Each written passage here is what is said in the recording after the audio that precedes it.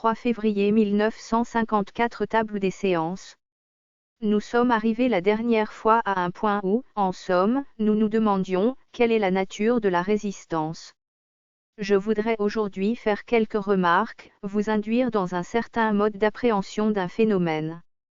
Pris au niveau de l'expérience, au moment où quelque chose, comme vous allez voir, par rapport à une certaine façon de traiter notre vocabulaire qui est à plusieurs faces, ce qui ne veut pas dire qu'il y ait ambiguïté, je voudrais vous faire voir d'une certaine façon où nous pouvons reconnaître à la source ce qui apparaît, dans l'expérience orientée vers l'analyse, être la résistance. Vous avez bien senti l'ambiguïté, et pas seulement la complexité, de notre approche par rapport à ce phénomène qu'on peut appeler de résistance. Il nous semble par plusieurs témoignages, par plusieurs formulations de Freud, que la résistance émane de ce qui est à révéler, de ce qu'on appelle en d'autres termes le refoulé, le Verdrängt, ou encore l'interdruct. Les premiers traducteurs ont traduit interdruct par étouffé, c'est bien mou. Est-ce la même chose l'un et l'autre? Verdrängt ou interdruct? Nous n'allons pas entrer dans ces détails. Nous ne verrons cela que quand nous aurons commencé à saisir, à voir s'établir les perspectives, les distinctions entre ces phénomènes. Je voudrais vous amener aujourd'hui à quelque chose qui me paraît, dans les textes même que nous avons commentés. Ces petits écrits techniques, qui me paraît être un de ces points où la perspective s'établit. Avant de manier le vocabulaire. Comme toujours, il s'agit d'essayer de comprendre, d'être dans un endroit où les choses s'ordonnent. À la présentation de Malade du vendredi, je vous ai annoncé quelque chose et je vais essayer de tenir ma promesse. Voyez-vous, il y a quelque chose qui au beau milieu de ce recueil s'appelle « La dynamique du transfert ». 8. Comme tous les articles traduits dans ce recueil, on ne peut pas dire que nous ayons lieu d'être entièrement satisfaits de cette traduction. Il y a de singulières inexactitudes qui vont jusqu'aux limites de l'impropriété. Il y en a d'étonnantes. Et elles vont toutes dans le même sens qui est d'effacer les arêtes du texte. À ceux qui savent l'allemand, je ne saurais trop recommander de se reporter au texte allemand.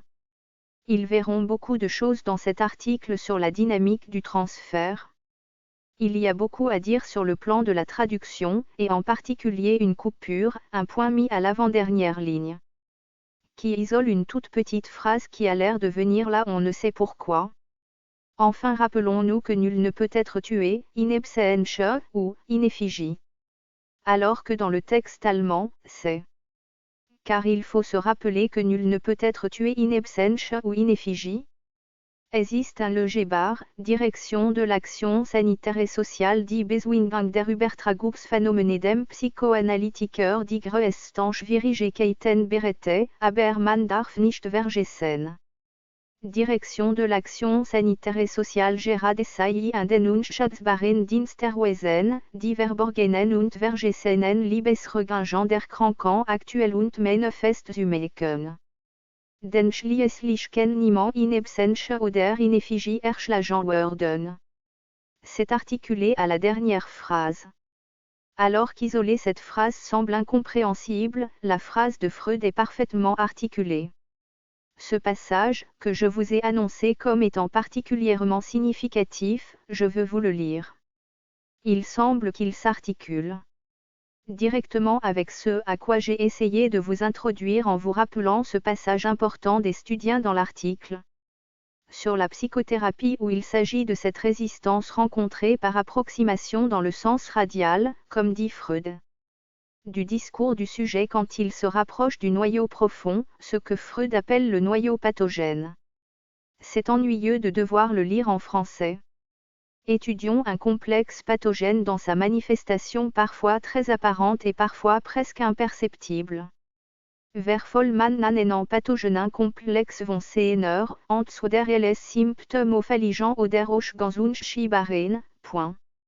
Si l'on sait le texte allemand, on peut traduire à la rigueur par sa manifestation, mais parfois très apparente et parfois. En allemand, c'est entre parenthèses. Ou bien apparent comme symptôme, ou bien tout à fait impossible à appréhender, tout à fait non manifeste.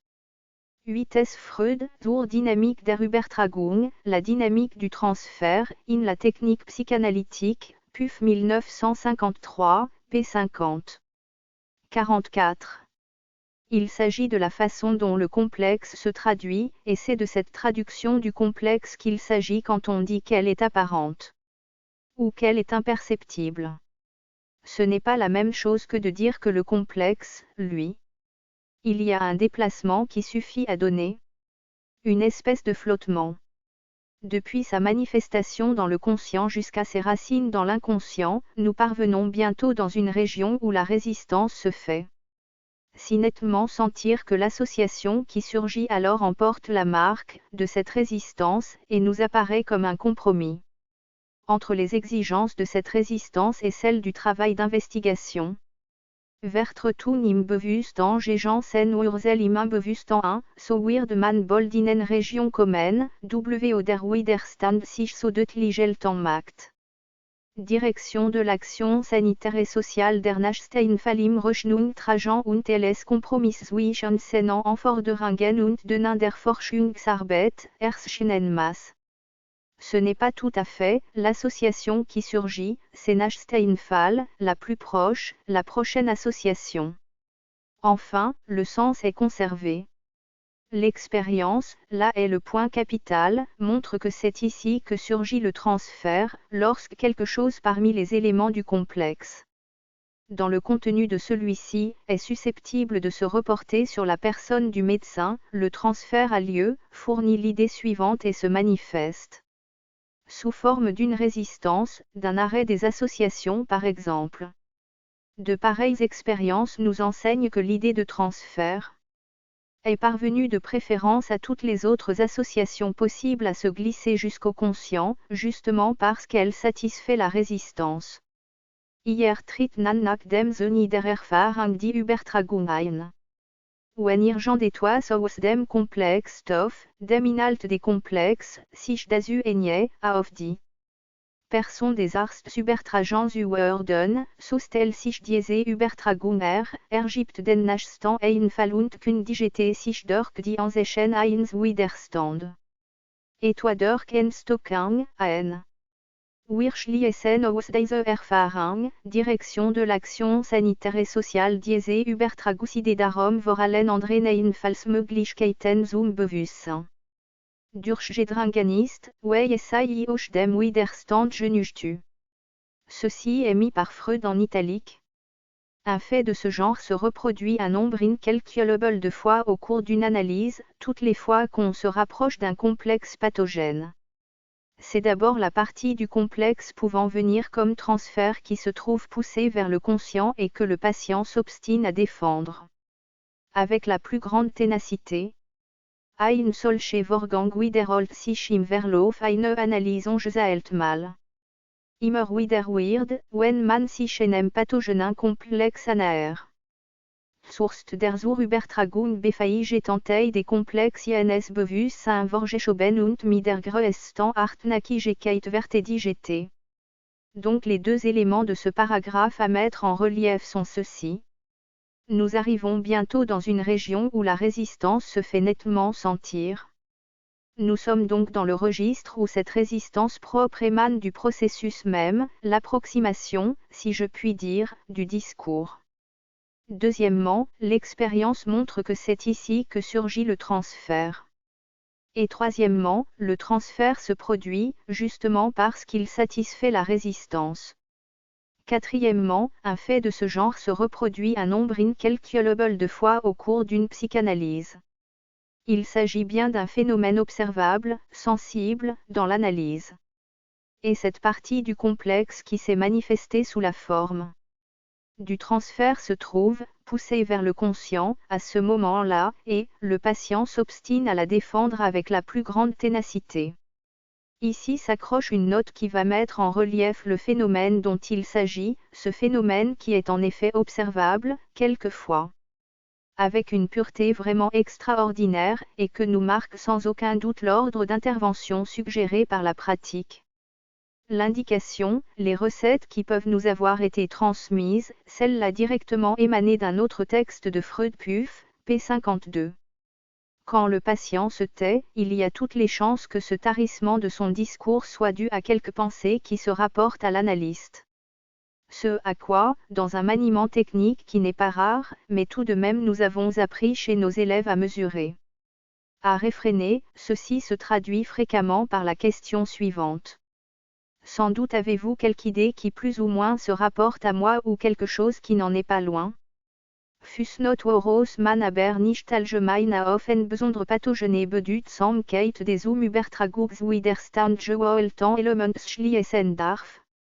Wenn in eine Schlachtum den Besitz eines gewissen Kirklein oder eines einzelnen Geöfts mit besonderer Erbitterung gestritten wird, braucht man nicht. En Zuneman, direction de l'action sanitaire et sociale die Kirche et toi ein nationale Ligetom SI oder direction de l'action sanitaire et sociale das Haus den Armes Schatzberg. Der Wort der Objekte ein bloß taktischer Sinn. Vieleichner in diese Enanschlacht zur Geltung kommen. 45. Cette sollicitation va en effet dans certains cas cristalliser les discours du patient dans quelques remarques qui concernent soit la tournure, soit la figure, soit le mobilier, soit la façon dont l'analyste a accueilli le patient ce jour-là et ainsi de suite. Mais bien entendu ceci n'est pas sans être fondé.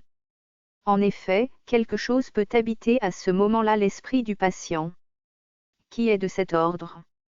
Et il y a une grande variété de relations établies dans ce qu'on peut ainsi extraire en incitant le patient à diriger le cours de ces associations, en les focalisant sur une certaine orientation. Il y a déjà là une grande diversité. Mais l'on observe, parmi ceux, nombre incalculable de fois, quelquefois quelque chose qui est infiniment plus pur, c'est qu'au moment où il semble prêt à se manifester, à formuler quelque chose qui soit plus près, plus authentique, plus brûlant que cela n'a jamais été atteint au cours de la vérité du sujet, le sujet s'interrompt et est capable dans certains cas de manifester, de formuler en parole. Comme quelque chose qui peut être ceci. Je réalise, dit-il soudain, à ce moment, le fait de votre présence. C'est une chose qui m'est arrivée plus d'une fois dans mon expérience, et à quoi, je pense, les analystes peuvent facilement apporter leur témoignage d'un phénomène semblable. Il y a là quelque chose qui s'établit en connexion avec la manifestation sensible, concrète de la résistance qui parmi tous ces faits intervient en fonction du transfert, au niveau du tissu même de notre expérience. Il y a là quelque chose qui prend une valeur en quelque sorte tout à fait élective parce que le sujet ressent lui-même comme une sorte de brusque virage du discours. Il n'est pas capable, en raison même de l'aspect caractéristique pour lui subjectivement du phénomène, d'en donner quelque témoignage, mais en même temps, ce témoignage, il le manifeste comme l'expression de quelque chose d'autre, d'un subit tournant qui le fait passer d'un versant à l'autre du discours, et on pourrait presque dire d'un accent à un autre de la fonction de la parole. Je vais reprendre. J'ai voulu simplement tout de suite mettre devant vous le phénomène bien centré, focalisé, tel que je le considère comme éclairant notre propos aujourd'hui, et le point qui va nous permettre de repartir pour poser certaines questions. Je veux, avant de poursuivre cette marche, me réarrêter au texte de Freud, pour bien vous montrer combien, au moment où Freud lui-même nous le signale, ce dont je vous parle est la même chose que ce dont il parle. Je veux, bien vous montrer qu'il faut que vous vous dégagiez pour un instant de l'idée que la résistance est quelque chose qui est cohérent avec toute cette construction qui fait que l'inconscient est, dans un sujet donné, à un moment donné, contenu. Et comme on dit, refoulé. Il s'agit d'un phénomène que Freud localise, focalise dans l'expérience analytique, quelle que soit l'extension que nous puissions donner ultérieurement au terme de « résistance » dans ses rapports, sa connexion avec l'ensemble des défenses, et c'est pour cela que la petite note PUF P55 que je vais adjoindre à la lecture est importante. Là, Freud met les points sur les i. Il ne faudrait pas conclure cependant à une importance pathogénique. C'est bien ce que je suis en train de vous dire, il ne s'agit pas de ce qui est important dans le sujet en tant que nous faisons après coup. La notion de ce qui a motivé, au sens profond du terme, motivé les étapes de son développement, a une importance pathogénique particulièrement grande de l'élément choisi en vue de la résistance de transfert. Quand au cours d'une bataille les combattants se disputent avec acharnement la possession de quelques petits clochers, ou de quelques fermes, nous n'en déduisons pas que cette église est un sanctuaire national ou que la ferme abrite les trésors de l'armée. Là l'intérêt des lieux peut être tactique et n'exister que pour ce seul combat. Fus not woros man aber nicht allgemein auf en besondere pathogene Bedeutsamkeit des Übertragungs widerstand gewalten Elements schließen darf. Wenn in eine Schlachtum den Besitz eines gewissen Kirklein oder eines einzelnen Gehöfts mit besonderer Erbitterung gestritten wird, braucht man nicht. En Zuneman, direction de l'action sanitaire et sociale die Kirche et toi ein nationale Legitomessiai, oder direction de l'action sanitaire et sociale das Haus den Armees Schatzberg. Der Wort der Objekte ein Blotaktis Schersen. Vieleichner in diese Enanschlacht zur Geltung kommen. Vous voyez bien le phénomène dont il s'agit, c'est quelque chose en rapport avec ce mouvement par où le sujet s'avoue. Dans ce mouvement, Freud nous dit qu'il apparaît quelque chose qui est résistance. Quand cette résistance devient trop forte, c'est à ce moment que surgit le transfert. C'est un fait, il ne dit pas « phénomène », le texte de Freud est précis. S'il avait dit « apparaît », un phénomène de transfert, il l'aurait mis, mais là il ne l'a pas mis. Et la preuve qu'il l'aurait mis, c'est qu'à la fin de ce texte, dans la dernière phrase, celle qui commence en français par « Avouons que rien n'est plus difficile en analyse », on a traduit en français « que de vaincre les résistances ». Tandis que le texte dit « Die Beschwingung der Übertragungsphänomene », le forçage des phénomènes de transfert. Es ist un Legebar, direction de l'action sanitaire et sociale die Beschwingung der Übertragungsphänomene dem Psychoanalytiker die größten Schwierigkeiten berette, aber man darf nicht vergessen. Direction de l'action sanitaire et sociale gerade sei an den unschätzbaren Diensterweisen, die verborgenen und vergessenen Liebesregungen der Kranken aktuell und manifest zu machen. Den schließlich kann niemand in Absenz oder in Effigie erschlagen werden. 46. Je ne sais pas pourquoi on a traduit « phénomène de transfert » par « résistance ». J'utilise ce passage pour vous montrer que l'Übertragungsphänomene est du vocabulaire de Freud. Pourquoi l'a-t-on traduit par résistance? Ce n'est pas un signe de grande culture, sinon de grande compréhension. Ce que Freud a écrit, c'est que c'est précisément là que surgit, non pas le phénomène de transfert, il doit tout de même bien savoir ce qu'il dit, à savoir qu'il y a là quelque chose, en rapport essentiel avec le transfert. Quant au reste, il s'agit tout au long de cet article de la dynamique du transfert. Et c'est là en effet le point central de toutes les questions qu'il pose dans cet article. Et que je ne prends pas dans leur ensemble, car les questions qu'il pose sont toutes les questions qui relèvent de la spécificité de la fonction du transfert en analyse, qui fait que le transfert est là, non pas comme il est partout ailleurs, mais qu'il joue une fonction tout à fait particulière dans l'analyse. Là c'est le cœur, le point pivot de cet article que je vous conseille de lire. Je l'amène à l'appui d'une certaine question centrale portée sur la question de la résistance. C'est néanmoins, vous le verrez, dans cet article le point pivot de ce dont il s'agit, à savoir de la dynamique du transfert. Qu'est-ce que ceci peut apprendre sur le sujet de la nature de cette résistance? Quelque chose qui aussi bien peut déterminer notre dernier entretien. À partir d'un certain moment, qui est-ce qui parle? Qu'est-ce que ça veut dire cette reconquête, cette retrouvaille de l'inconscient? Nous avons posé la question de ce que signifie mémoire, remémoration, technique de cette remémoration, de ce que signifie libre association. En tant qu'elle nous permet d'accéder par un certain chemin à une certaine formulation de quelque chose qui est histoire du sujet. Mais que devient le sujet? Est-ce toujours le même sujet dont il s'agit au cours de ce progrès? Nous voilà devant un phénomène.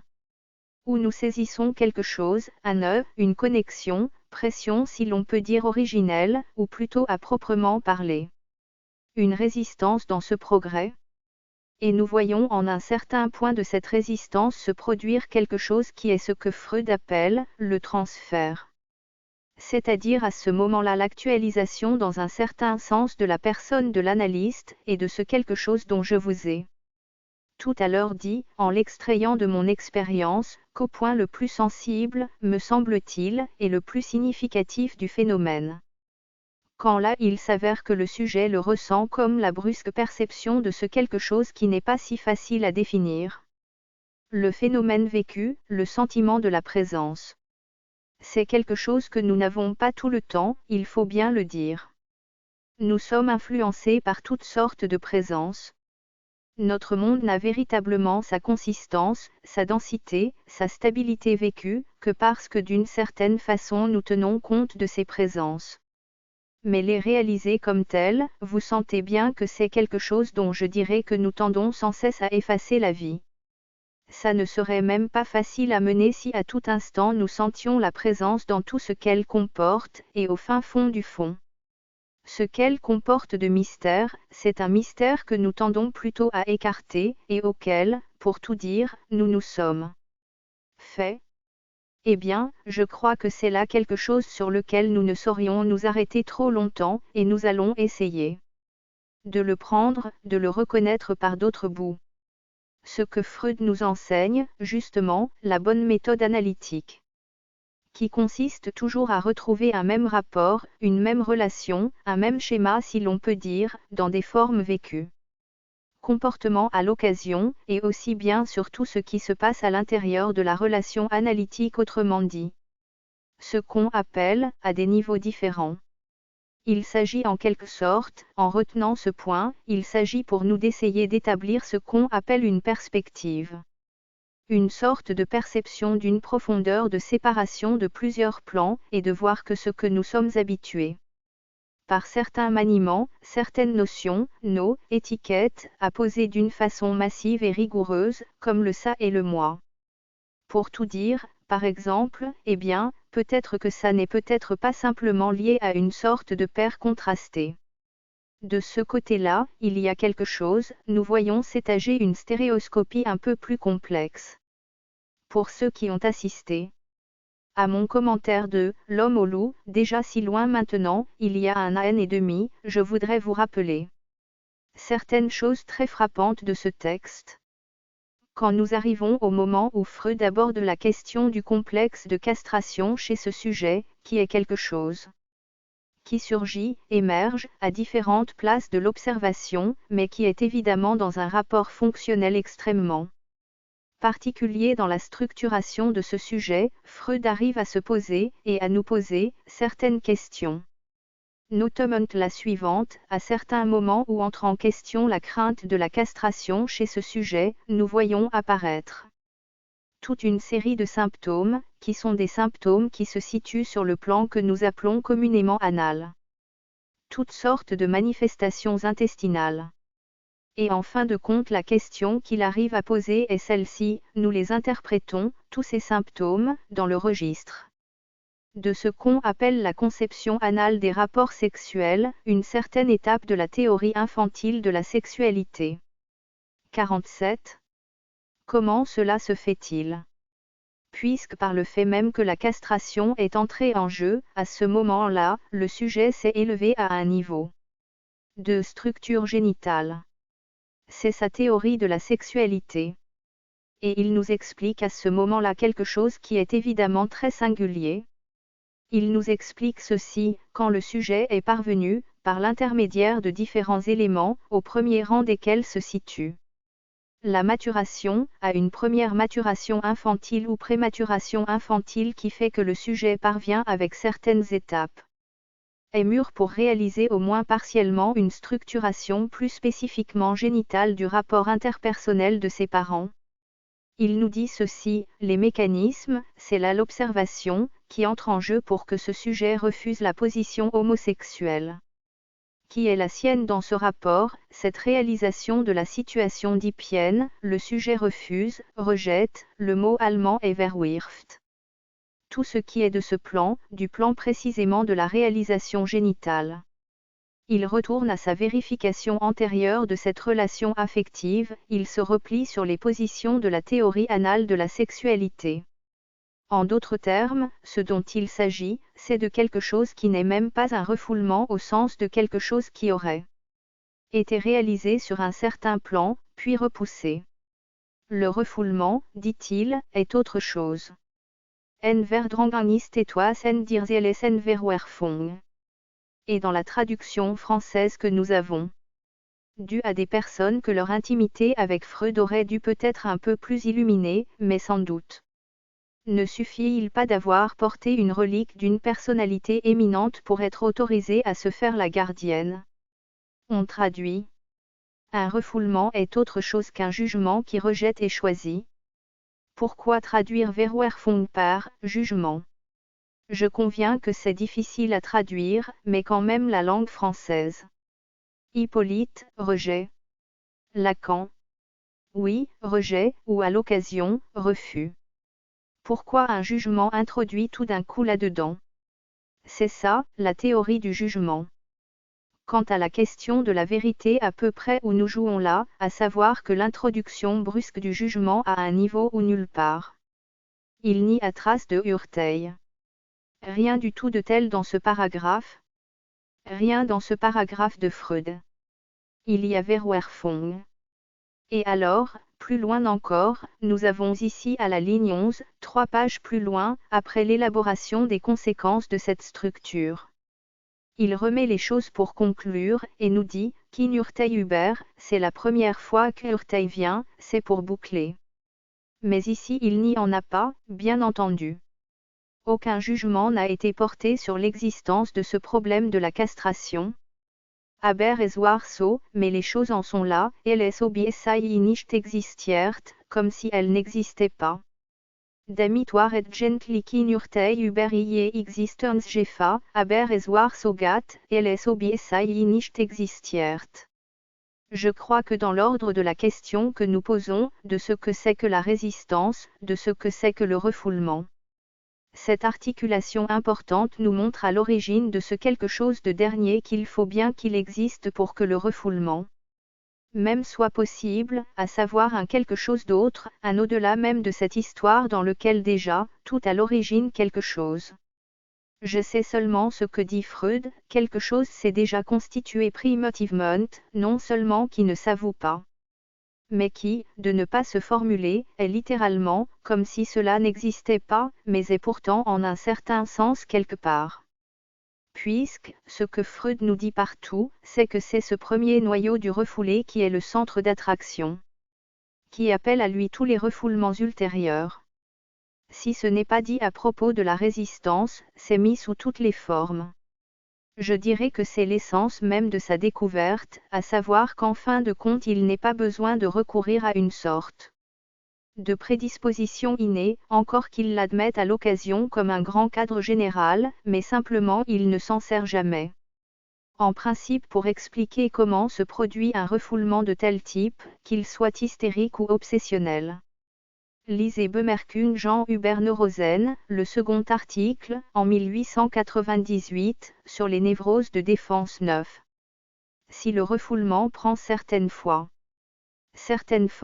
c'est en raison de l'attraction du premier noyau de refoulé qui est dû, à ce moment-là, à une certaine expérience qu'il appelle l'expérience originelle traumatique.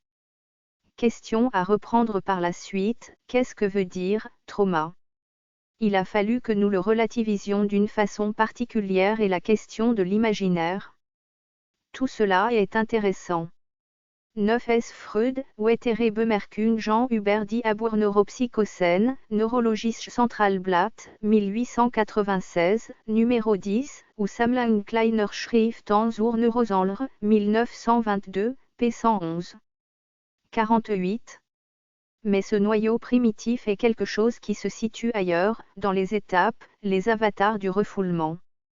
Il est en quelque sorte son fond et son support.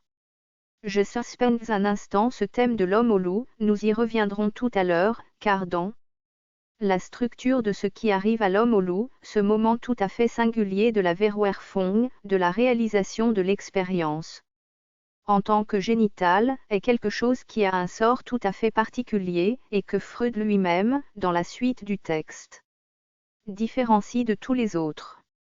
Or, chose singulière, ce quelque chose qui est en quelque sorte exclu de tout ce qui est de l'histoire du sujet, de tout ce que le sujet est capable de dire, car en fin de compte c'est un ressort de cette observation sur ce sujet, il a fallu le forçage de Freud.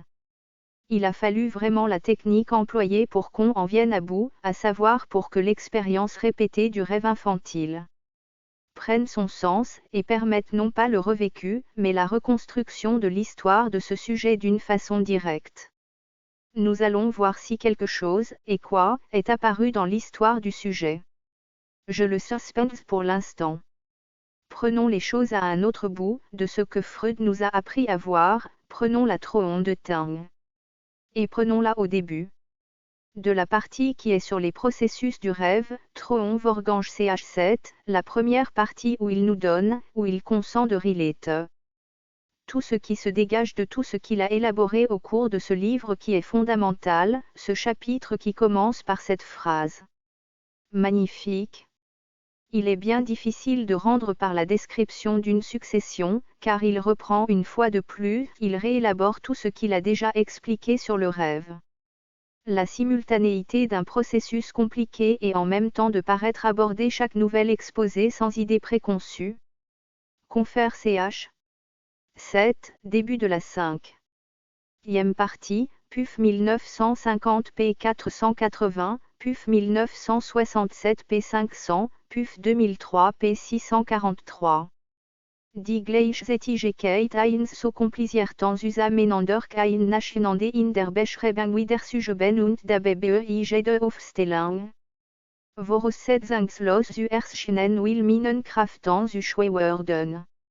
Et cette phrase représente les difficultés mêmes que j'ai aussi, ici, pour reprendre sans cesse ce problème qui est toujours présent à notre expérience, et il faut bien, sous diverses formes, arriver à le créer à chaque fois sous un angle neuf, et qui paraît isolé. Que nous dit-il dans la 1R partie de l'étude des processus du rêve, c'est-à-dire au niveau de ce chapitre où il parle du phénomène de l'oubli. Il faut lire ces textes, il faut refaire à chaque fois l'innocent, il y a là vraiment quelque chose dans ce chapitre. Un progrès où nous sentons, où nous touchons en quelque sorte du doigt quelque chose de vraiment très singulier. À propos de l'oubli du rêve et de son sens, il approche ce phénomène, à propos de toutes les objections qu'on peut faire sur la valabilité du souvenir du rêve. Qu'est-ce que c'est que ce rêve?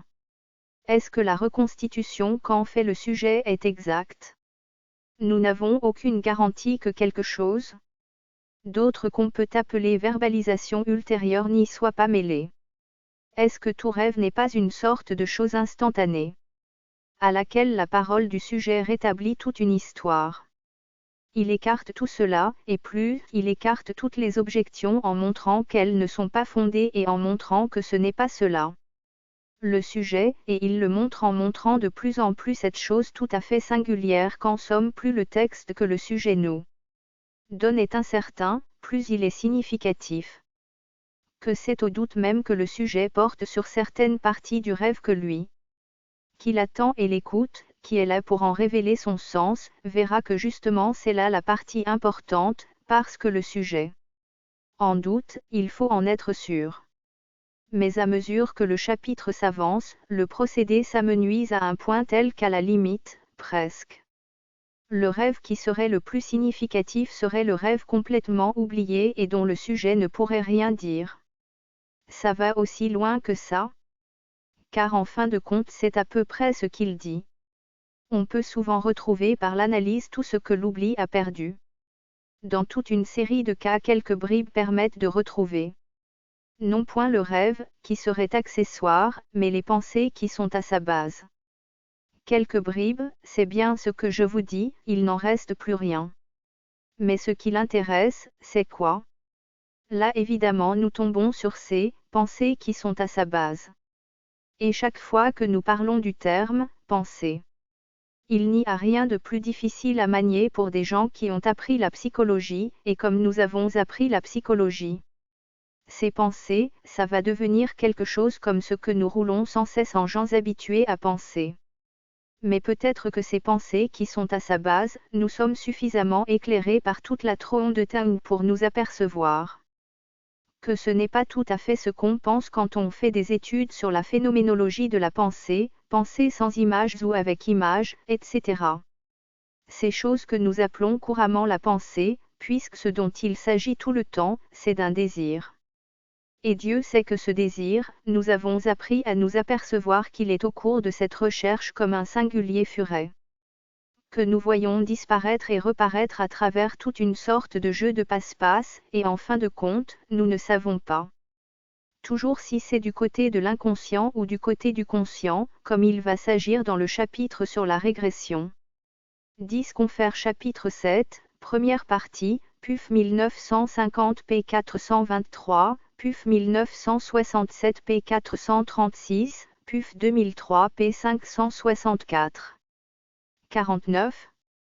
Ce désir doit receler encore quelques questions, et après tout quelques mystères, car en fin de compte, quand on regarde de bien près le désir dont il s'agit, il ne pose rien de moins que la question que nous avions posée à la fin de notre dernière séance, le désir de qui? Et de quel manque, surtout. Mais l'important c'est ce que nous voyons là. Et ce que nous voyons là nous est aussitôt illustré par un exemple. Je ne prends que celui-ci, à notre portée dans une petite note qu'il extrait des Volesingen, l'introduction à la psychanalyse. Il nous parle d'une malade à la fois sceptique et très intéressée par lui, Freud, qui, après un rêve assez long au cours duquel, dit-il, certaines personnes lui parlent de mon livre sur le wits, le trait d'esprit, et lui en disent du bien. Et tout cela, vous voyez, comme c'est la manifeste, ne semble pas apporter des choses d'une très grande richesse. Il est ensuite question de quelque chose. Et tout ce qui reste du rêve c'est cela, canal. Peut-être un autre livre où il y a ce mot, canal, quelque chose où il est question de canal, elle ne sait pas, c'est tout à fait obscur. Il prend cela comme exemple d'une analyse de rêve. Il reste, canal, et on ne sait pas à quoi ça se rapporte, ni d'où ça vient, ni où ça va, peut-être d'un livre ou de quelque chose d'autre, mais on ne sait pas quoi. Eh bien, c'est ça qui est le plus intéressant, dit-il, quand on a affaire non seulement à quelques petites bribes, mais une toute petite bribe avec autour une aura d'incertitude. Et qu'est-ce que ça donne? Ce n'est pas le plus intéressant ce que je vais vous dire. Mais ça donne toute l'histoire. C'est que le lendemain, non pas le jour même, elle raconte qu'elle a une idée qui se rattache à cela, c'est précisément un trait d'esprit. Une traversée de Douvres à Calais, un Anglais et un Français, au cours de la conversation l'Anglais cite un mot qui est le mot célèbre. Du sublime au ridicule, il n'y a qu'un pas. Et le Français, galant, répond, oui, le pas de Calais. Ce qui est particulièrement gentil pour l'interlocuteur. Or, le pas de Calais, c'est le canal de la Manche. On retrouve le canal. Et du même coup, quoi? Il faut bien le voir, ça a tout à fait la même fonction que ce surgissement au moment des résistances. Il s'agit évidemment de cela, la malade sceptique a débattu longuement auparavant le mérite de Freud sur le trait d'esprit. Il s'agit qu'après sa discussion et au moment où sa conviction, son discours hésite, donc il ne sait plus où aller. Exactement le même phénomène à ce moment l'apparaît, comme ce que disait l'autre jour Manoni et qui m'a semblé très heureux, il parlait en accoucheur, la résistance se présente par le bout transférentiel. Du sublime au ridicule, il n'y a qu'un pas, c'est le point où le rêve s'accroche à l'auditeur, ça c'est pour Freud. Évidemment, canal, ce n'est pas beaucoup, mais après les associations, c'est là, en quelque sorte indiscutable. Après ce petit exemple je voudrais en prendre d'autres, et je dois dire que si nous étendions notre investigation, nous y verrions Des choses bien singulières, en particulier la connexion étroite manifestée par tout ce chapitre, car Dieu sait si Freud est sensible. Dans son groupement des faits. Ce n'est pas par hasard que les choses viennent se grouper dans certains chapitres. Combien, par exemple, à ce moment où le rêve prend une certaine orientation, il arrive dans le rêve des phénomènes qui sont tout spécialement de l'ordre linguistique. Une faute de langage faite par le sujet, en toute conscience par le sujet sait dans le rêve que c'est une faute de langage. Ou un personnage intervient pour le corriger et lui faire remarquer. Mettant bien cela en accord, en harmonie avec ce moment. Ce phénomène de l'adaptation à quelque chose du discours est une adaptation en un point critique, une adaptation qui se réalise. Non seulement mal, mais qui se dédouble sous nos yeux. Laissons cela de côté pour l'instant. Prenons encore, je l'ai pris ce matin un peu au hasard, une chose qui est célèbre que Freud a publié dès 1898. Dans son premier chapitre de la psychopathologie de la vie quotidienne, Freud se réfère, à propos de l'oubli des noms, à la peine qu'il a eue un jour dans une relation avec un interlocuteur dans un voyage, à évoquer le nom de l'auteur de la fresque célèbre de la cathédrale d'Orvieto, qui est comme vous savez une vaste composition manifestant les phénomènes attendus pour la fin du monde, et tout ce qui tourne autour de l'apparition de l'Antéchrist. Ce dont il s'agit et qu'il veut retrouver, l'auteur de cette fresque, est Signorelli, et il n'y arrive pas, il en vient d'autres. C'est ça, ce n'est pas ça, il trouve Botticelli, Boltraffio, il n'arrive pas à retrouver Signorelli. Il arrive à le retrouver grâce à un procédé analytique. Il le fait ensuite quand il le prend comme exemple à sa recherche. Et voici ce que ça donne, ça ne surgit pas comme ça, du néant, ce petit phénomène, s'est inséré dans un texte, dans ceci. Qu'il est en rapport avec un monsieur. Qu'il est en train de parler. Et ce qu'on voit dans les antécédents est fort intéressant. Ils vont à ce moment-là de Raguse vers l'intérieur de la Dalmatie. Ils sont à peu près au niveau, à la limite de l'Empire autrichien. En Bosnie-Herzégovine. Et ce mot de Bosnie vient à propos d'un certain nombre d'anecdotes, et Herzégovine aussi. 50.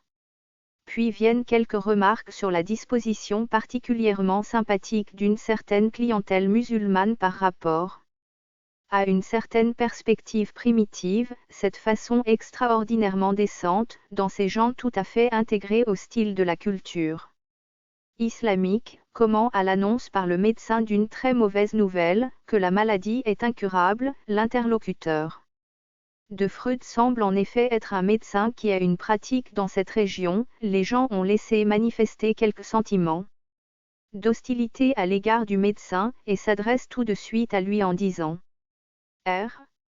S'il y avait quelque chose à faire, vous auriez été sûrement capable de la faire. Et en présence alors de quelque chose qu'il faut accepter, l'attitude très courtoise, mesurée, respectueuse à l'égard du médecin. Nommé R en allemand. Tout cela forme le fond sur lequel d'abord semble déjà s'établir la suite de la conversation, avec l'oubli significatif qui va ponctuer et proposer son problème à Freud. Freud nous montre que lui-même s'est mis à prendre part à une partie de cette conversation, et le fait est que, dit-il, à partir d'un certain moment, son attention, à lui, Freud, a été portée tout à fait ailleurs, pendant même qu'il racontait l'histoire. Il pensait à autre chose. Et cette autre chose lui était amenée par cette histoire médicale, par cette attitude de ses clients si sympathique, et par quelque chose qui lui était revenu à l'esprit sur deux thèmes. D'une part sur le fait qu'il savait le prix qu'attachaient ses patients, spécialement islamiques, à tout ce qui était de l'ordre des fonctions sexuelles, à savoir que littéralement il avait entendu quelqu'un dire, si on n'a plus ça, la vie ne vaut plus la peine d'être vécue, un patient qu'il avait consulté pour des troubles de puissance sexuelle. Et d'autre part il avait évoqué dans un des endroits où il avait séjourné, il avait appris la mort d'un de ses patients, qu'il avait très longtemps soigné, c'est-à-dire toujours quelque chose qu'on n'apprend pas sans quelques secousses. Nous dit-il. Il n'avait pas voulu exprimer ces choses parce qu'il n'était pas très sûr de son interlocuteur, concernant la valorisation des processus sexuels. D'autre part, il n'avait pas volontiers arrêté sa pensée sur le sujet de la mort de ce malade. Il dit qu'il avait retiré toute son attention de ce qu'il était en train de dire. Et Freud fait un petit tableau, vous pourrez vous reporter à ce texte. Il y a un très joli petit tableau dans l'édition Imago. Il écrit tous les noms Botticelli, Boltraffio, Herzégovine, Signorelli, et en bas les pensées refoulées, le son, R. La question. Et le résultat, c'est en quelque sorte ce qui est resté. Le mot, si ignore, a été appelé par le R, ces gens qui s'exprimaient si bien. Traffio a été appelé par le fait qu'il avait reçu là le choc de la mauvaise nouvelle concernant son patient. Et en quelque sorte, s'il a pu retrouver, au moment où son discours est venu pour tâcher de retrouver le personnage qui avait peint la fresque d'Orvieto, c'est ce qui restait disponible, étant donné qu'un certain nombre d'éléments radicaux avaient été appelés par ce qu'il appelle le refoulé, les idées concernant les histoires sexuelles des musulmans, et d'autre part le thème de la mort. Qu'est-ce à dire? Le refoulé n'était pas si refoulé que ça, puisqu'il le donne tout de suite, le refoulé, dans son discours, dont il n'a pas parlé à son compagnon de voyage. Mais en fin de compte tout se passe en effet comme si ces mots, on peut bien parler de mots. Même si ce sont des parties de mots, ces vocables constituent des mots parce qu'ils ont une vie de mots individuels, ces mots, c'est la partie du discours que Freud avait vraiment à tenir. Et il nous le dit bien à partir de ce moment-là, c'est ce que je n'ai pas dit. Mais ce qu'il n'a pas dit c'était quand même ce qu'il commençait lui-même à dire, dans le fond, c'est ça qui l'intéressait. C'est ça qu'il était prêt à dire à son interlocuteur. Et pour ne le lui avoir pas dit, il est resté quoi, pour la suite de sa connexion avec ce même interlocuteur? Seulement des débris, des morceaux, les chutes, si on peut dire, de cette parole. 51. Est-ce que vous voyez là, combien est complémentaire le phénomène qui se passe au niveau de la réalité par rapport à ce qui se passe au niveau du rêve? À savoir combien ce à quoi nous assistons, c'est par rapport à une parole véridique. Et Dieu sait si elle peut retentir loin cette parole véridique. Car en fin de compte de quoi s'agit-il avec elle, si ce n'est de l'absolu dont elle parle, à savoir de la mort qui est là présente, et qui est exactement ce devant quoi Freud nous dit que ce n'est pas simplement en raison de son interlocuteur, devant quoi lui-même a préféré ne pas trop s'affronter. Et Dieu sait aussi si le problème de la mort pour le médecin est vécu aussi comme un problème de maîtrise, il a quand même. Dans cette affaire perdue, c'est tout de même toujours ainsi que nous ressentons la perte du malade, surtout quand nous l'avons soigné longtemps. Eh bien, ce qui exactement décapite le Signorelli, car tout se concentre autour de la première partie de ce nom, de tout son retentissement sémantique. C'est dans la mesure où la parole n'est pas dite que la parole peut révéler le secret le plus profond de l'être de Freud. C'est dans la mesure où elle n'est pas dite qu'il ne peut plus s'accrocher à l'autre qu'avec les chutes de cette parole. Il y avait quelque chose dont il n'y a plus que les débris. Le phénomène d'oubli est là, manifesté dans ce quelque chose qui est littéralement dégradation de la parole dans son rapport avec l'autre. Et c'est là que je veux en venir à travers tous ces exemples, c'est cette signification ambiguë, vous verrez que le mot est valable.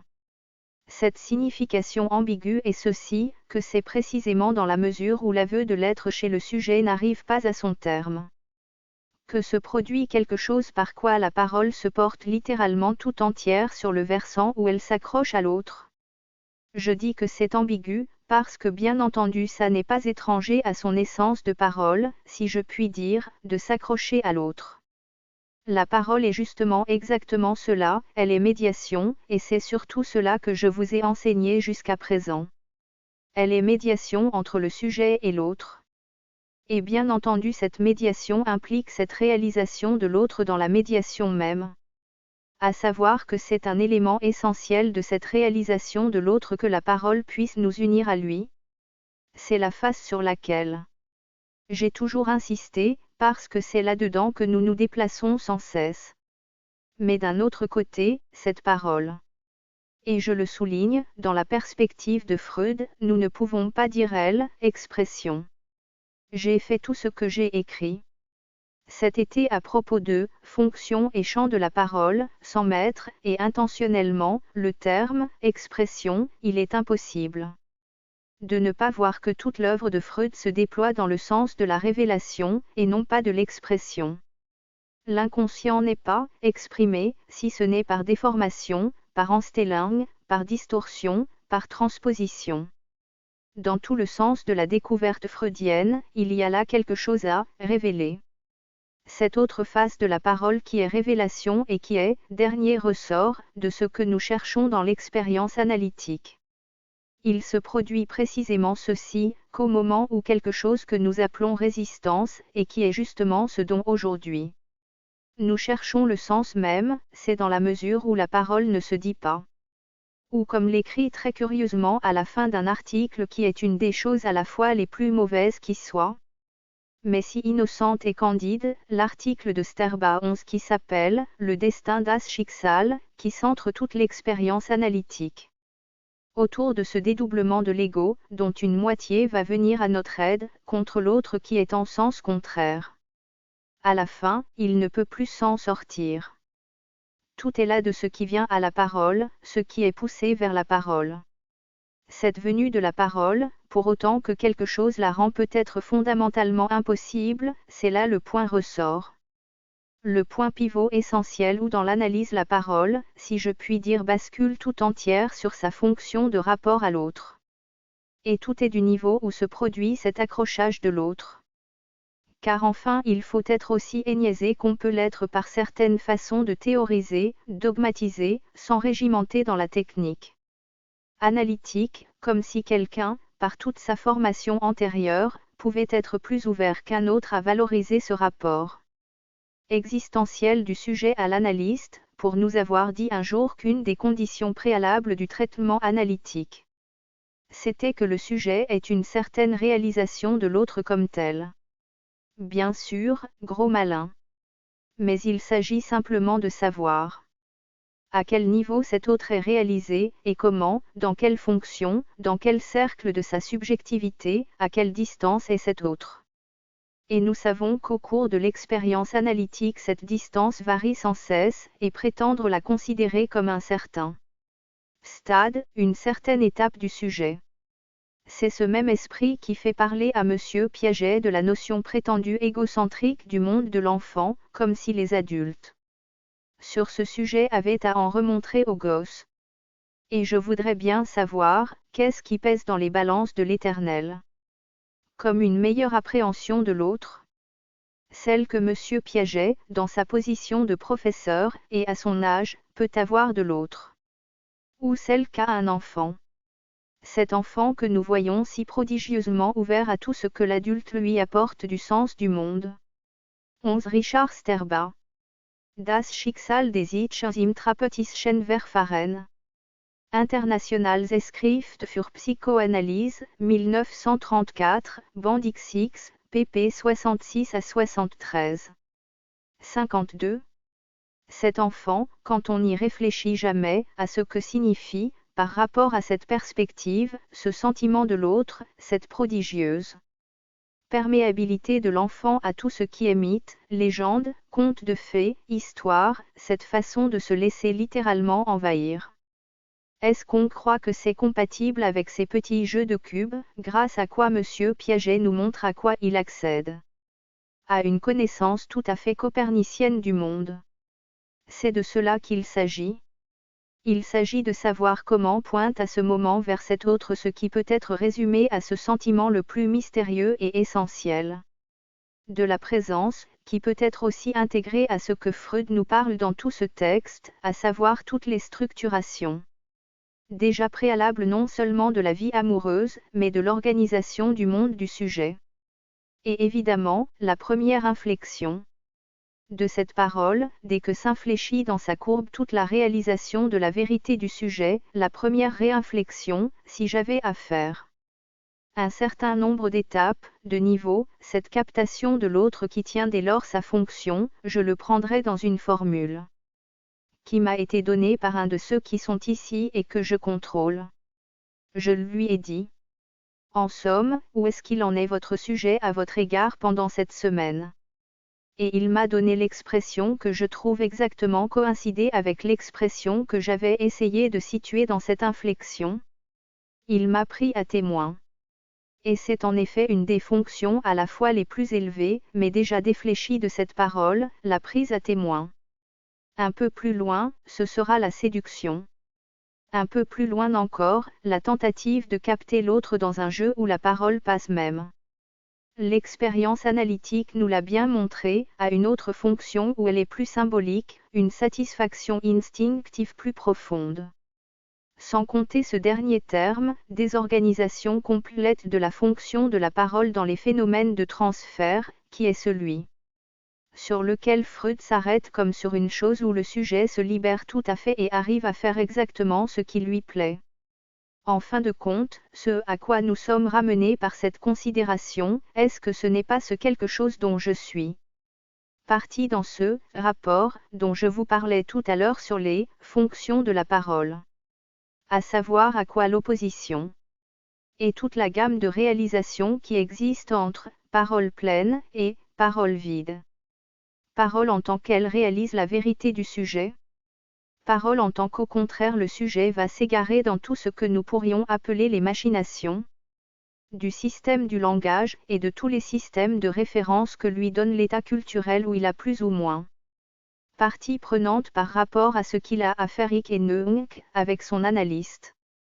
De sorte que la question qui est directement introduite par le point d'arrêt où je vous ai mis aujourd'hui sur ce phénomène nous mène exactement à ceci, cette résistance dont il s'agit projette bien entendu, dans ses fruits, dans ses résultats, projette. En effet sur le système de qui, de quoi, sur ce système que nous appelons le système du moi, pour autant que justement le système du moi n'est même pas concevable sans le système, si l'on peut dire, de l'autre. Ce moi est exactement référentiel à l'autre, ce moi se constitue par rapport à l'autre. Il est exactement corrélatif, et le niveau auquel l'autre est vécu situe exactement le niveau auquel le moi, littéralement, pour le sujet existe. La résistance en effet s'incarne dans ce système du moi et de l'autre. Elle s'y réalise à tel ou tel moment de l'analyse, mais c'est en quelque sorte d'ailleurs qu'elle part, à savoir de l'impuissance du sujet à aboutir dans ce domaine de la réalisation de sa vérité. C'est à chaque instant et d'une façon sans doute plus ou moins d'ores et déjà définie pour un sujet déterminé, en raison des fixations de son caractère et de sa structure, c'est à un certain niveau que vient se projeter cet acte de la parole, dans une certaine relation du moi à l'autre, dans un certain niveau, dans un certain style de la relation à l'autre. Qu'est-ce à dire? Vous le voyez, c'est qu'à partir de ce moment-là, quel est le paradoxe? Voyez le paradoxe de la position de l'analyste. C'est en somme au moment où la parole du sujet est la plus pleine que moi analyste je pourrais intervenir. Mais j'interviendrai sur quoi? Sur son discours. Et plus il est à lui, plus moi je me centre sur son discours. Mais l'inverse est également vrai, plus son discours est vide, plus je suis amené, moi aussi, à me rattraper à lui, c'est-à-dire à faire ce qu'on fait tout le temps dans cette fameuse analyse des résistances, à chercher. C'est au-delà du discours du sujet. C'est au-delà, réfléchissez bien, qui n'est nulle part. C'est au-delà qui n'est pas là. C'est au-delà que le sujet a à réaliser, mais qu'il n'a justement pas réalisé. C'est-à-dire cet au-delà qui est en somme fait de mes projections à moi au même niveau où le sujet est réalisé. Ce dont je vous ai montré la dernière fois les dangers, à faire ces sortes d'interprétations ou imputations intentionnelles, qui vérifiées ou non, ou susceptibles ou non de vérification, je dirais ne sont pas plus vérifiables que n'importe quel système de projection qui en participe toujours plus ou moins. 53. Et c'est bien là la difficulté de l'analyse, quand nous disons que nous faisons l'interprétation des résistances, nous sommes en présence très précisément de cette difficulté. Comment opérer à un certain niveau de moindre densité du rapport de la parole? Comment opérer dans cette interpsychologie, ego et alter-ego, où nous sommes mis par la dégradation même du processus de la parole? En d'autres termes, comment, quels sont les rapports possibles entre certaines fonctions d'intervention de la parole, d'interprétation pour l'appeler par son nom, et le niveau de l'ego en tant que ce niveau est toujours, implique toujours corrélativement l'analysé et l'analyste? La question est bien celle-ci. C'est qu'à partir d'un certain moment, d'un certain niveau même où la fonction de la parole a versé tellement uniquement dans le sens de l'autre qu'elle n'est plus médiation mais seulement violence implicite, réduction de l'autre à sa fonction par rapport au moi du sujet. Que pouvons-nous faire encore pour manier availablement dans l'expérience analytique la parole? Vous sentez le caractère absolument oscillant du problème, et combien il nous ramène à des questions qui sont en fin de compte celles-ci. Qu'est-ce que veut dire pour l'homme cet appui pris dans l'autre? Et pourquoi l'autre devient-il d'autant moins vraiment autre que lorsqu'il prend plus exclusivement cet appui? C'est de ce cercle vicieux qu'il s'agit de sortir dans l'analyse. Et pourquoi est-ce que nous y sommes, en quelque sorte? Tellement d'autant plus pris que l'histoire de la technique montre un accent toujours plus grand mis sur ce problème. Pour autant qu'on accentue le côté moïque des résistances. C'est le même problème qui s'exprime encore d'une autre façon sous cette forme. Pourquoi le sujet s'aliène-t-il d'autant plus qu'il s'affirme plus comme moi? Et nous revenons à la question de la séance précédente. Quel est donc celui qui, au-delà du moi, cherche à se faire reconnaître? 54. Sigmund Freud, Zur Dynamik der Übertragung, 1912, Table des séances. Das Schweizuersche von Thema der Übertragung ist kürzlich in diesem Zentralblatt von W. Quelle Fußnote divers qui den Informen der Übertragung. Zentble. Psychoanal, Boulevard 2, 2. 27 Indescriptive behandelt werden. Ich möchte naniere einige Bemerkungen anfügen, diverse Lesson solant. Oui die Übertragung waren eine psychoanalytische Kur notwendig ist und kommt wie es sei ist der bekannten Rolle der Behandlung. Je langt. Machen wir un klar, Direction de l'action sanitaire et sociale j'ai demande que das Zusammenwirken von mitgebrachter en l'âge und von Enwirkungen auf Jahren waren seiner Kinderjahren.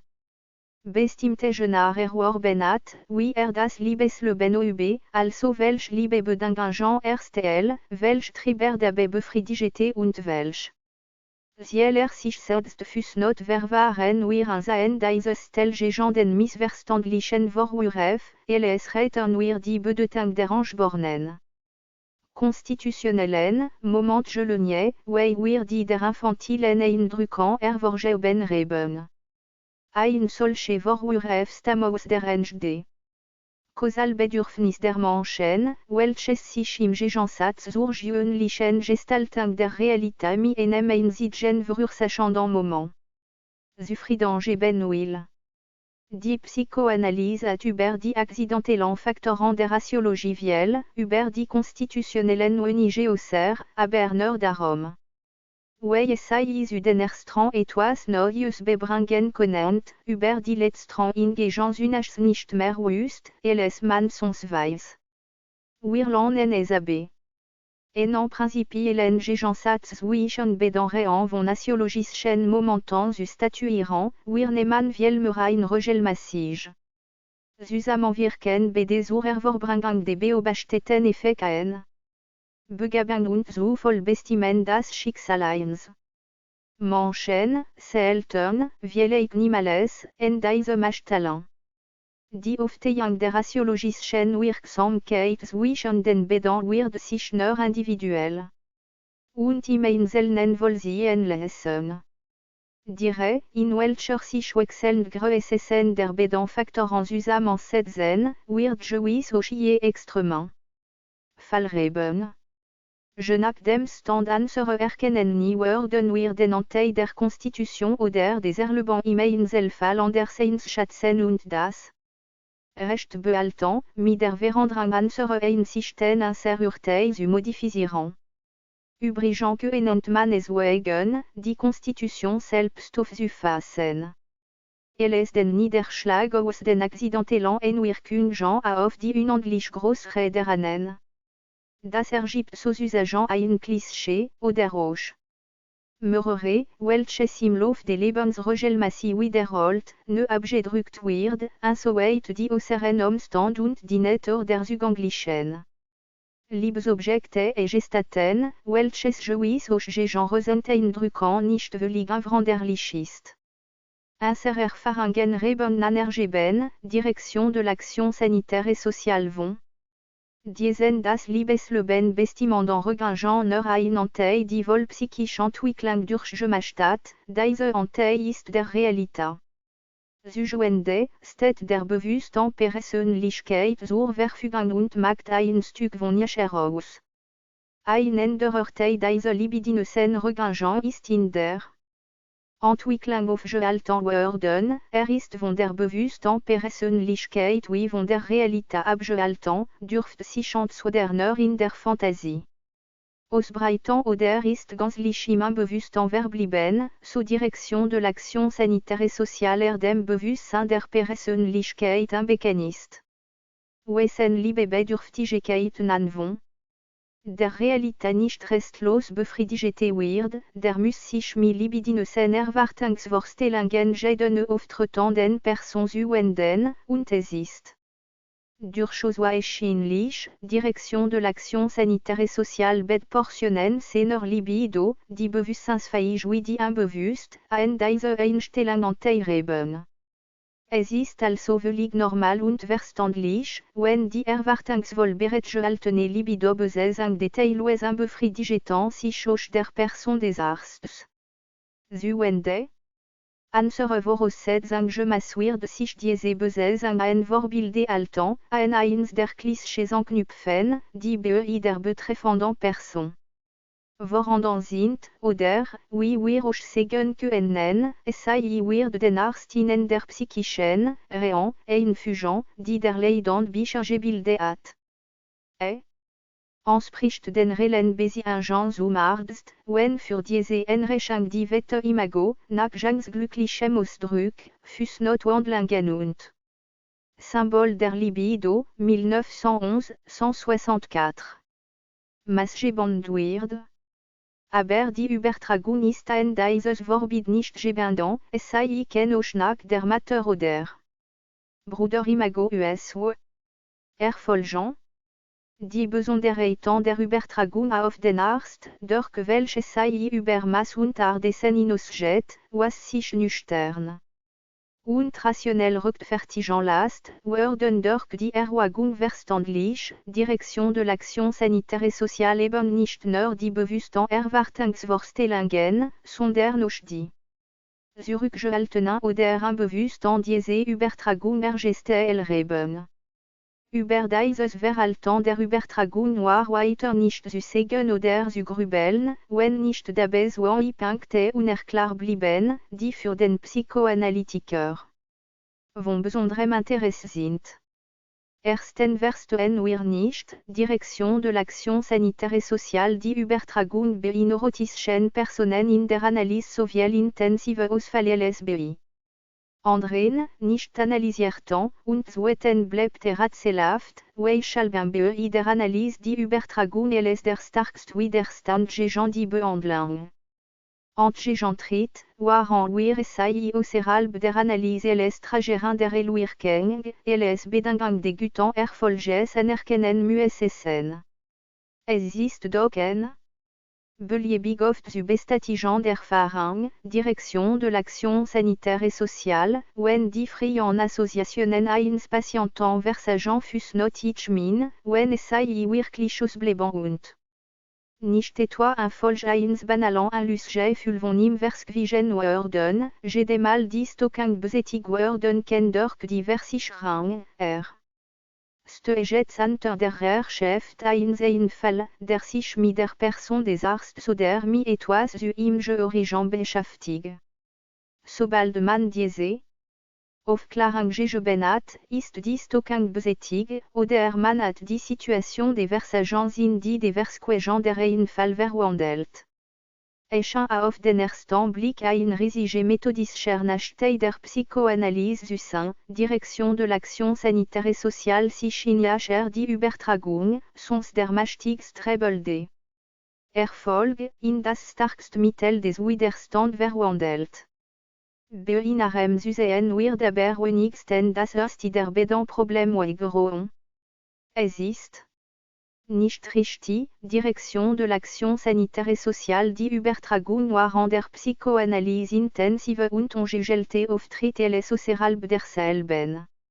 Man beobachte in Anstalten, in denen nervöse nicht analytisch behandelt werden, die höchsten Intensitäten und die unwürdigsten Formen einer bis zur Rigidität gehenden Übertragung.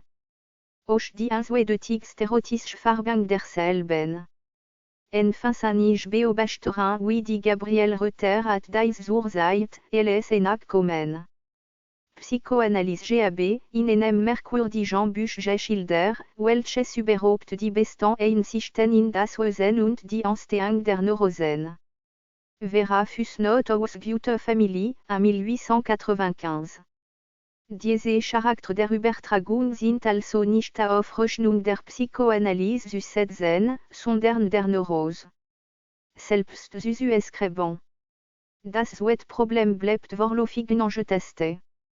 Diesem Problem, der Frage, warum die Übertragung in der Psychoanalyse les Widerstand gegentritt, müssen wir näher rücken. Vergegenwärtigen wir die psychologische Situation der Behandlung, en regelmäßig und unentbehrlich Vorbedingung der Erkrankungen eine Psychoneurose ist der Vorgang, den Jungtreffen et les Introversion der Libido bezeichnet at Fußnote Englisch Manchauser Jangs den Eindruck machen, et les CERIN. Diese Introversion etwas für die Dementia praecox charakteristisch, was bei anderen Neurosen nicht ebenso in Betracht käme. Das heißt, der Anteil der Bewusstseinsfähigen, der Realitätszuwendeten Libido wird verringert, der Anteil der von der Realität abzuwendeten, Unbewussten, welche nach die Fantasien der Person speisen darf, aber dem Unbewussten angehör, so viel vermurrt.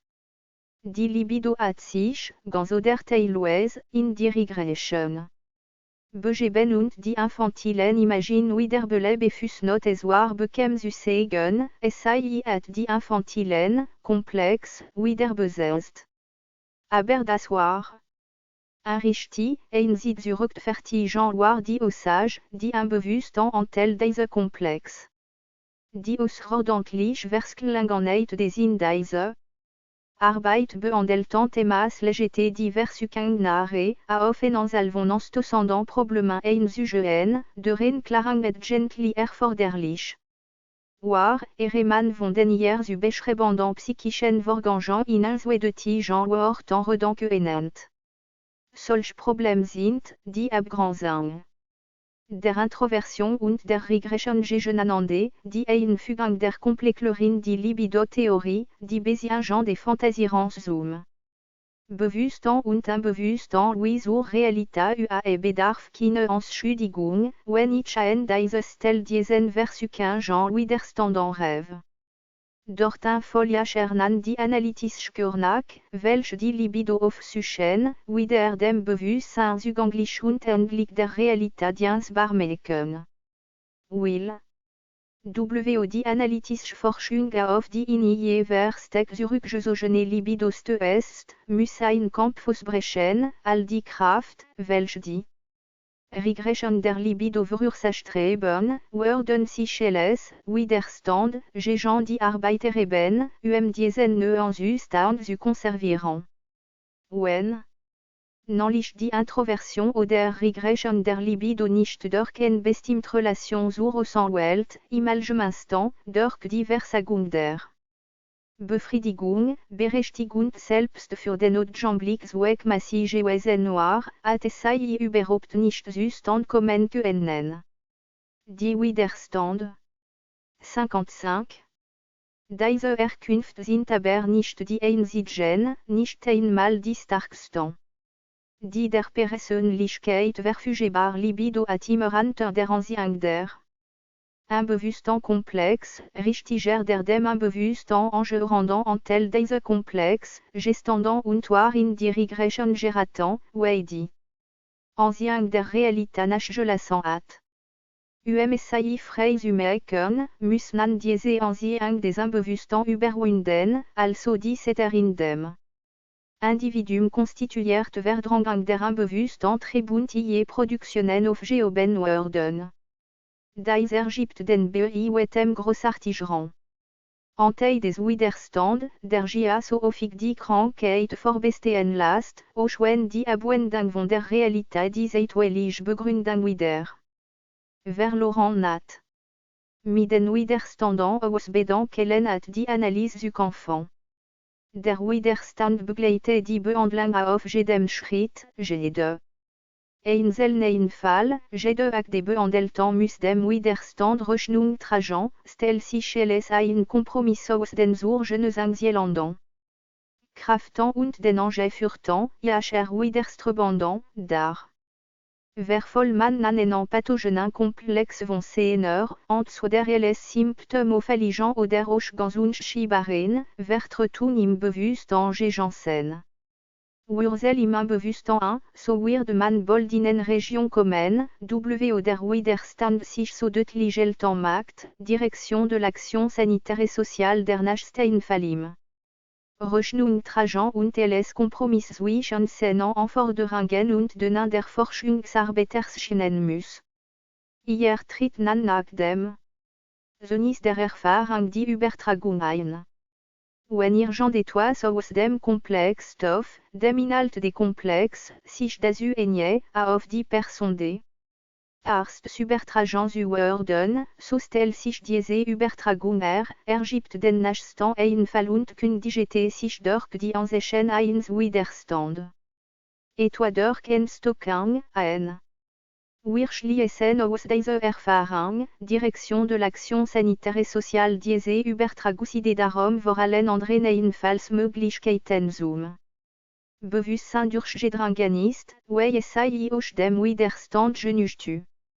Ein solcher Vorgang wiederholt sich im Verlauf einer Analyse ungezählt Mal. Immer wieder wird, wenn man sich einem pathogenen Komplex annähert, Source der Übertragung befähigt Anteil des Komplexes. Bewusstsein vorgeschoben und mit der größten Hartnäckigkeit wird digitiert Fußnote woraus man aber nicht allgemein auf ein besondere Pathogene.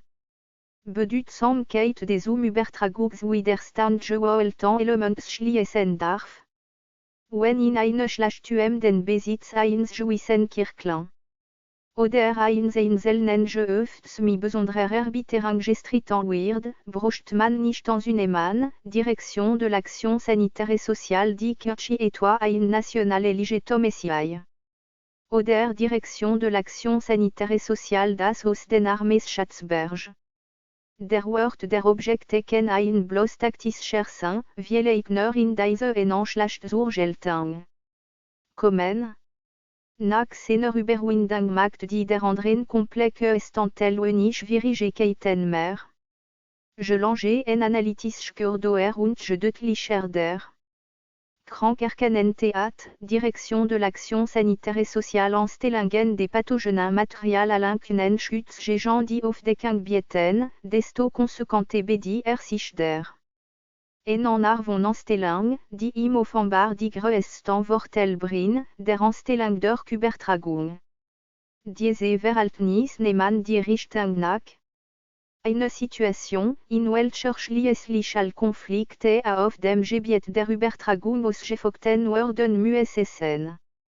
So erscheint die Übertragung in der analytischen Kurse nach Simmerner les die Starkstoff des Widerstand, und wir dürfen den Schluss ziehen, Direction de l'action sanitaire et sociale die Intensita und Ausdauer der Übertragung en Wirkung und ein Ausdruck des Widerstands sehen. Der Mechanismus der Übertragung ist zwar durch Zurückführung auf die Bereitschaft der Libido le DGT, die im Besitz infantiler Imagine geblieben ist, die Aufklärung ihrer Rolle in der Kirche aber. Nur, wenn man auf ihr Besiegen zum Widerstand eingeht. Wo komme, Direction de l'Action sanitaire et sociale sich die Übertragung so vorzüglich zum Mittel des Widerstands einige.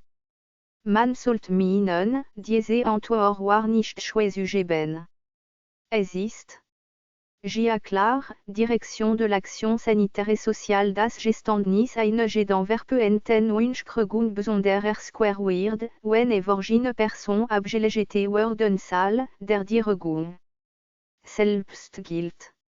Diese Nötigung ergibt Situationen, die in der Wirklichkeit als kaum durchführbar erscheinen. Gerade das will an der analysierten Zielen, wenn das Objekt seiner Gefühlsregung mit dem Arzt zusammenfallen lässt. En Nachüberlegung hatte aber, Direction de l'Action sanitaire et sociale diese Schibargewinn nicht die Lösung des Problems ergeben kann. En Beziehung von zarlicher, Ingebangsvoller an Anglichkeit kann anderse überall Schwierigkeiten de Geständnis helfen. Man pflegte ante analogen Verhaltnissen zu sagen, vor der schamich mich nicht, der kann ich als sagen. Die Übertragung auf den Arzt können also ebenso zur Erleichterung des Geständnis dienen, und man versteht nicht, warum es sei eine Erklärung. Worauf? Die Antwort auf diese hier wiederholt gestellte Frage wird nicht durch weitere Überlegung gewonnen, sondern durch die Erfahrung gegeben, die man bei der Untersuchung der einzelnen Übertragungswiderstand in der Kur macht. Man merkt endlich, Direction de l'Action sanitaire et sociale man die Verwendung der Übertragung zum Widerstand nicht verstehen kann, solange man eine Übertragung schlecht zugedankt. Man muss sich anschließen, eine positive Übertragung von einer negativen zu sondern die Übertragung zarlicher Gefühl von der Fanselige und bedarf der Übertragung auf den Arzt gesonder zu behandeln. Die positive Übertragung zerlegte sich danach in die solche freundliche oder zarlicher Gefühl, welche bewusstseinsfähig sind, und in die je Fortsetzung jenes unbewusst. Von den letzteren wes die Analyse nach, Direction de l'Action sanitaire et sociale sei ihre Gelmassi auf erotische Quellen zurückgehen, so Direction de l'Action sanitaire et sociale wir zur Einsichtgelangen müssen, all. Im Leben verwehrbaren Gefühlsbeziehungen von Sympathie, Freundschaft, Zutrauen und dergleichen seien genetisch mit der Sexualität verknüpft.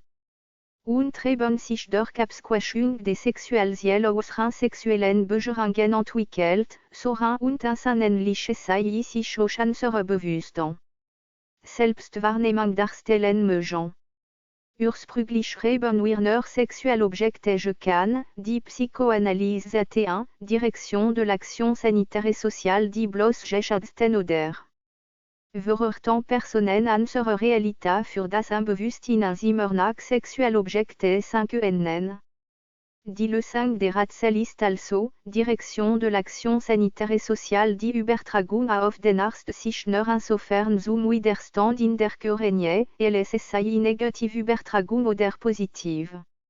Von verdrangten erotischen Regangen ist.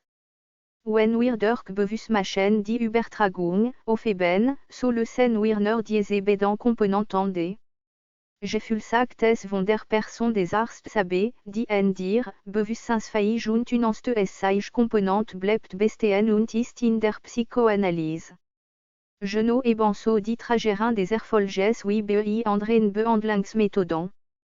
Insofern gestehen wir gern zu, die Resultate der Psychoanalyse brüten. auf Suggestion, nur muss man unter Suggestion das Verstehen, was wir mir Sie, 1909, darin finden, die beeinflussen eins Menschen vermitteln BEI im möglichen Übertragungsphänomene. Für die Englische Selbstständigkeit des Kranken sorgen wir, indem wir die Suggestion dazu benutzen, erkennen.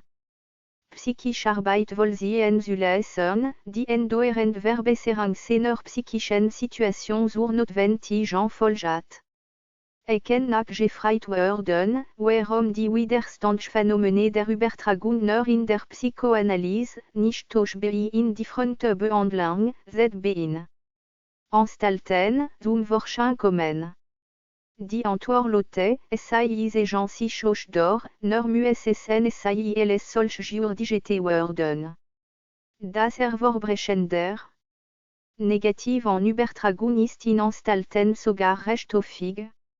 Der Krank verlässt eben die Anstallung der oder rückfällig, sobald unter die Herrschaft der negativen Übertragung gerät.